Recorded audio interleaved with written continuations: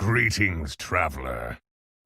All right, guys, we have a huge patch coming up, so let's dive right in. Lots of changes. First up, we have some removed cards. No more Windfall Tornado. That is a big deal because right now the top tier elemental strategy was to move your stats on top of Tornado and then move the stats to another Tornado so you can buff your Tornado while you're buffing to your Tornado. Hey bro, I heard you like tornadoes. So that whole thing was just exponential scaling because when you golden Tornado, it's double the stats. And even if you don't golden a Tornado, just putting the stats on Tornado and then moving those stats to another Tornado then gives you another minion that has the same stats. So you've already doubled your stats, right? So it's already exponential, even if you're not making golden Tornadoes, and it just goes faster when you have golden Tornadoes. So that was silly and bound to end, and Blizzard did end it and said, no more Tornado for you, Jeef. Yes, looking at Jeef, that was definitely the worst offender for the strategy. Mooncatcher out, nobody liked this card, so who cares, right? Whatever. Murkeye makes sense because Flotsam is just a way better Murkeye. Murkeye just felt so like, ugh, like out of place. Probably, you juice this with Gem Smuggler mainly. Right, Gem Smuggler being a tier 4. Bannerbore out, again, not exciting. Caretaker out, not exciting. So yeah, like 4 unexciting cards, and then Tornado being a huge problem, so that's pretty good. Phalanx is back in the game, finally. This was probably just bugged, which is why it was out, but it's back. It's a fun little menagerie card. You can easily triple it with Reef Riffer as well, so that's a nice interaction. We have Tardy Traveler coming back. That's some support for demons. It's on tier 4. I like that. That was a fun little card to stabilize with, so good stuff. Poltron is back. This was disabled, not so much as a balance change for Stegodon, but more because it was bugged, where if you would Wind Fury it, it would attack twice on its effect and also regain the Divine Shield twice. Now, I have not actually played with Poltron, so let me know how it works right now, but I know that it's not going to regain, well, you know, assuming it's fixed, which it should. It's not going to regain Divine Shield twice when it attacks with Wind Fury, but I'm not sure if the Wind Fury applies on the attack. I would assume so, because it says attack and Wind Fury applies on the attack, so. But either way, Wind Furying it right now would mean that it wouldn't gain the shield, and then it would basically die, so it's probably bad to Wind Fury it regardless. Then Crater Miner is back. This is probably for a hot air support, so something to put gems in your hand, although I don't think you really want to do that, but I think that's why it's back. Murglum Burglar is back. That is hand buff Murloc support. Honestly, I don't know. I'm gonna have to play with this a little bit. It could be now that they nerfed, you know, a lot of the other good strategies that you can think about doing. Murglum Burglar, it's kind of whatever. It feels, you know, compared to what we were doing with Flotsam, but we're gonna see Flotsam nerfed, so maybe with the Flotsam nerf we can consider having some kind of hand buff going. I'm not too sure, but you know, if you have enough of these, it's viable, right? But that's the problem. What's enough, right? Like, oh, just get like 2 golden burglars and now it's viable. You know? A Quartertron is back. That is huge. So this card causes trouble, but fun trouble, right? So this breaks mechs usually whenever it's in, simply because when you apply it, beatboxers all get in a Quartertron. And something that high level players are very good at is squeezing the value where they have a ridiculous amount of Quartertrons hitting the board. So generally what happens is they put the Quartertrons on top of a magnetic. Then they either have something like Kidnap Sack or Jandis, or just triple the magnetic, something to put it back in your hand. So imagine that you have a Lullabot with like 5 Quartertrons on it. And then you put it back in your hand because you tripled the Lullabot. Now if you play another magnetic and then put those 5 Quartertrons that are on the golden Lullabot back on another magnetic, all your beatboxers are like plus 5 Quartertrons. So that's how you get something like 200 starting gold. So if this is in, high level players will do that. So that's something to look out for. Like, okay, it's incredibly difficult to set up because you have to do a lot of planning, hand space management, board space management. You're weak for a while when you're doing this. You need utility drone to scale. You'll have a ton of gold to spend. So it's a difficult strategy to execute. But if you can find yourself in a position where you have multiple Quartertrons being equipped on top of a magnetic with beatboxers on the board, it is phenomenal. So very good to have this back because mechs really needed something. Nala is back to 2/2. Fair. Nala wasn't too strong. It's sort of okay with the cast twice quest reward, the temporal tampering, right? Also with the quest reward that casts 5 spells start of turn. I'm really happy that they changed that. I don't know exactly when they did it, but they changed that quest reward so that you're the one casting the spells, so Nala interacts with that. That's pretty cool. Stegadon is now 2 attack instead of 1/1. So that's a nerf and a buff. For the most part, it's a buff because most compositions you're going to be up against are going to just have 7 units, which means that you just want as much damage as you can on your tokens and your Poltron. So mostly a buff. Where this is annoying is if your opponent is playing undead, you don't have any attack on your units, which means that all the tokens will trade into your 500 attack beasts, which isn't great. So that is a tricky thing here. Overall, I think it's a buff, and I think that will make Stegadon far more playable. It just means that you open up a pretty big weakness into token minions because you can just get out tokened, right? Your Poltron might not get there, your Mana Saber tokens might not get there, but it's overall it's a nice change. I like this. Elder is 2/2. Yeah, I probably played this one time because I thought it was playable and then I sold it a turn later, so that makes sense. Let's make this twice as good. This was so non-existent, so I don't know, maybe now I'll play it. I don't know, we'll see. Mama Bear 5/5. These are in the same boat, right? Like, for this thing to be relevant, it's really just mid-game stuff, right? Like, you wouldn't have an end game board with Mama Bear on it. You probably wouldn't have an end game board with Raptor Elder on it, so it's really just mid-game stuff. I don't know, man. It's whatever. We'll see. I don't know what they'd have to do here. Goldrin is 5/5. Yeah, that's fair. Probably not good enough, because we're probably still going to be able to build huge boards, and then it's not good enough, but we'll see. It's a nice start. Satyr is now a 2/6. That's fine. Card was a little weak. Urzel now eats 2 minions. Oh, wow. That is going to make it harder to manage if you have 2 Urzels on your board, because that means that you can only eat once and then you have to refresh your tavern. It's a buff though, of course. It's good.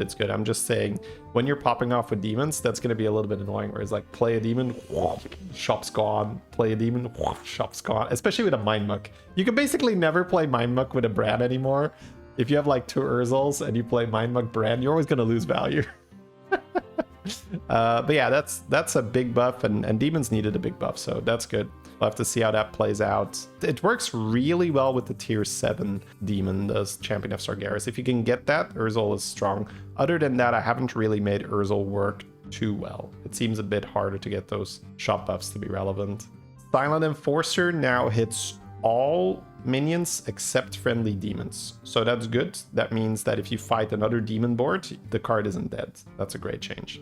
Hatchling goes from a 4 to a 5. Yeah, that's what I said on release, right? This thing, it was a 3/7, and then you get like plus 10 HP. Like, it's a 3/17 with Wind Fury. It's like, okay, sure, I'll have that on tier 4. So it seems like a logical change.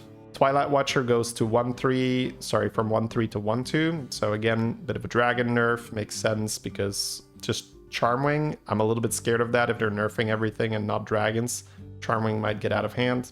Blue Whelp is now a 1/5 instead of a 2/6. Still just stupid good. This card is still stupid good. So yeah, don't be fooled here and being like, oh no, a nerf. Like, stupid good. It's just early on, tier 3, farming health for your spells. That's fantastic. So very good card.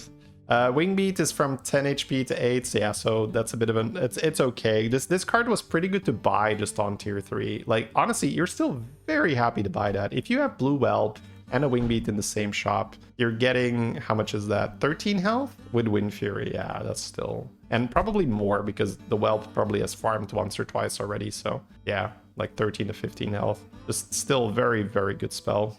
Lantern Lava to 5. Finally, that was long overdue. This card is just insanely good. All right, it makes triples. It gives you value. It opened up the Windfall abuse, although we saw the Windfall being removed. But yeah, long overdue. Lantern Lava 2/5.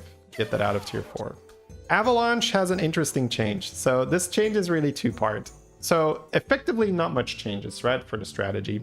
You sell a friendly minion and then you give the stats to the leftmost elemental. So that means that before you cast this, you reposition probably your carbonic copy or whichever other elemental you want to buff to the left, and then you click avalanche. So this is twofold. You can now no longer buff the shop because it will go to your leftmost. So you can't put it on a magnetic in the shop. But the biggest reason, and this is my complete speculation, right? So take this for what it is. It's pure speculation. If they word it like this, you no longer have to confirm where the elemental, where the buff goes. And I think they did it because people were getting crashes when they had to click on the elemental and then click again on the target. And that was such a gut-wrenching, like just complete gut punch when you were playing and you were like, oh yeah, I'm popping off, and then you're like, what? I can't target. What? No! Like that bug was insanely bad. So it might be that they either couldn't fix the bug or that they were just like, we're not confident that it's not gonna break again. So let's just not do that. Because if they wanted it to not be able to target the shop, all they would have to do was say, give the stats to a friendly elemental, right? Because the shop isn't friendly. So that is the normal way of fixing this. Saying specifically it's going on the far left, that is like, now they don't have to target the second time anymore. That's my interpretation. Now, it's also an APM buff because you now no longer need to click, but you could also argue, oh, I have to move my elemental to the left and think about that. So yeah, there's pros and cons to that. Anyways, that's my little take on it. Gleaming Trader goes from 2 attack to 3. That's good because this thing saw no play at all. With some nerfs to elementals, with some nerfs to Murlocs and some other changes, maybe. We'll have to see. Again, I'm not super convinced I'm suddenly going to be playing Gleaming Trader. Hollow Rover now has Divine Shield on the card, whereas before it didn't say Divine Shield, but it had Divine Shield, so I think that's probably just the change here. Oh, this is the big one. Potentially the biggest one from the whole patch. Flotsam goes from end of turn to start of turn. So that has 2 huge implications. First one, the obvious one, you can no longer combo this with Drukhari. So, like, because Flotsam would also give you a lot of money if you had something like Careful Investment or Overconfidence or Strike Oil, it was easy to get a lot of money. So when you have a lot of money, you basically make Golden Drukhari every time because you got like 40, 50 gold to roll with. So now this thing does not get enhanced, right, with 2 additional triggers, right? That is a huge nerf. It's only 1 time instead of 3 times. On top of that, you also have to wait now. So if you have, say, a Careful Investment on your Magic Fin and you play a Flotsam, it's now only going to cast that at the start of the turn, which means you only get that money the turn after. So that's a long time you have to wait on it. That's a long time you have to wait on your buffs. You could lose, you could die when you play Magic Fin with like Azurite Empowerment or Time Management. You have to wait a long time before you get those stats. So very, very, very significant nerf here. Now, I think if you have a significant enough high roll and you have the time to set it up, it's still going to be quite strong because you can still make Golden Brand, you'll still have a lot of money, you can still do a lot of buffs. But it was completely crazy broken before this. So I don't think you are going to go for Flotsam. I don't think it's going to be on your mind where you're like, oh, I need to play Flotsam. But I also don't think if you're Giga high rolling, let's say you're playing Reno and you make a Golden Brand with your Reno hero power and you get a Mycologist and then I don't think you're going to be like, oh, I can't play this no matter what. But you have to high roll like crazy to set it up. That's all what I'm trying to say, right? I think the baseline is you need Golden Brand, which is, you know, a lot of things are playable when you have a Golden Brand. A lot of things kind of play themselves when you have a Golden Brand. But yeah, so massive nerf. Let me be very clear. Massive nerf. Way weaker. Way weaker. Yeah, huge nerf. All right, Mycologist goes from 5 to 6. This card was also very good because we just saw it as part of the Flotsam engine, but you don't need to do that, right? If you have Bran and you roll Mycologist on 5, that's a shitload of money. You could just use this to copy the Battle Cry minion, and then your Magic Fin discovers 2 more Battle Cries. It's a lot of economy. So the nerf, I'm not 100% sure if it's necessary, but this card was like still very, very good with Bran. But we'll see again, whether it's justified or not. It might feel too slow, right? It might be that tier 5 was the sweet spot. But this was a very strong card on tier 5. I just want to be clear, like very, very good value card. Base skill is just from tier 4 to tier 3. Yep. Yeah, base skill's been like getting ping-ponged. I'm a 4, I'm a 3, I'm a 4, I'm a 3. Diver is a 3-1. Yeah, not really relevant. Snake Ton a 2-4. Still broken. Still broken, bro. Like, at a 3-6, it was like, I can't believe it was in the game. But as a 2-4, still just pick this every time, right? A 2-4, that's very likely to get you a coin and possibly 2 coins. It's just, yeah, crazy good. Matriarch from a 5 to a 6, but back to 2 health. I like that. At 1 health, it seemed too insignificant, but a tier 5 giving 2 health felt very strong, so they're making it a tier 6 so that you can't get it so early, but it's still going to feel significant when you have it, so it's fine. Crooner is now a 2-3. Crazy how many buffs Crooner has received, right? I think Crooner in the beginning was +1/+1, right? Yeah, that's a big jump. So now it's +2/+3. Scales very quickly. But yeah, it's a bit outdated, so that's the problem. There's just a lot of other strategies that are better. Bigwig is now a tier 4. Still very good. Very, very good. So you can absolutely buy Bigwig. Super good still, right? Don't be fooled. It's not because it's a tier 4 now you don't still buy that. It should have never been a tier 3, right? It's so bonkers. Lost City Looter, still a good 3-drop, right? End of turn, you get a bounty. Almost all of the early value generators are very nice. So yeah, this thing gives money, buffs, still very nice. This is great for APM, by the way, because one of the most annoying things is when you're APMing with bounties, you're like, and then like there's this like bounty sticking to your mouse and be like, what do you want from me? Oh, I need to target something. Okay. All right. Now the bounty is just give your leftmost. So you can just go like every single bounty will just cast. There's no more pausing. It's just like bounty, bounty, bounty, bounty, bounty, bounty, bounty. Very nice. Captain Sanders. Oh, this is such a W, chat. Remember in our last review, we said, please just make this target a tier 6 or below, because the reason you nerfed this was because people were making Golden Moira, Golden Zarjira, and popping off. So nice that they that might not have been that they watched the video or anything, right? It's possible. I think it's just a logical change that a lot of people were advocating for. So very happy that they went with that. We now can make Golden Brand with Captain Sanders. Sanders is back to being relevant. Let's go, baby. Very nice. Hot Air Surveyor is a 4. This card is awkward, but keep in mind that they did bring back Crater Miner, so you have a little bit more gems to hand. The reason this card was good back in the day was because of Agam, but now that Beatboxer is going to be more relevant with a Quartertron, you can still do Hot Air Surveyor on a Magnetic with Beatboxer. That is also a thing. I don't know. I'm not convinced yet that we're going to be playing Hot Air Surveyor, but who knows? It's possible.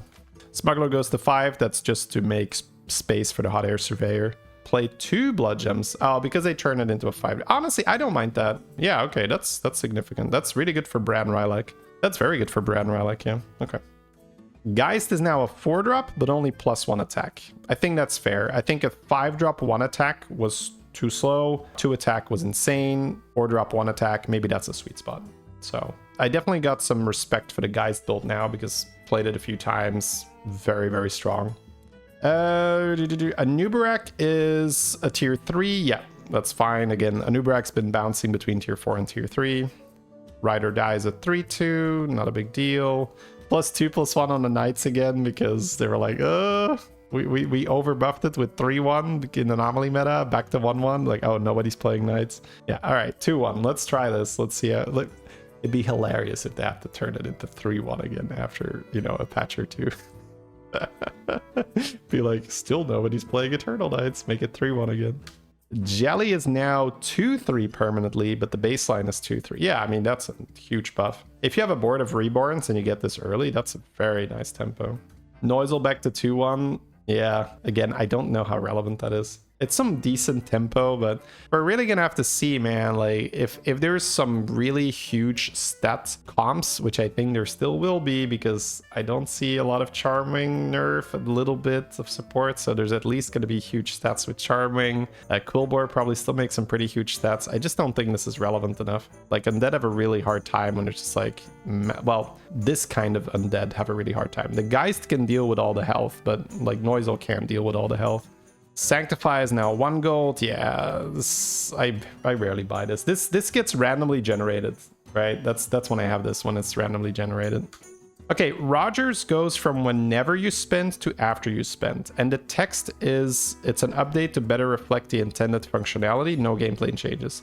Same thing on Vine Climber. This goes from after you play to whenever you play.